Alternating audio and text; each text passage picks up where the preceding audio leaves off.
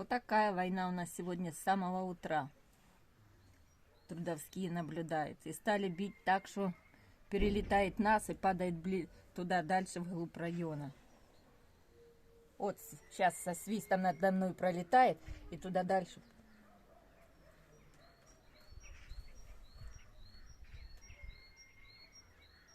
Вот.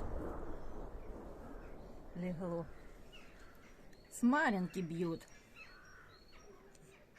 С Бердича.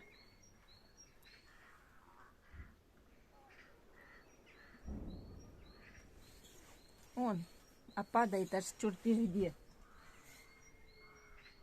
Вот опять летит.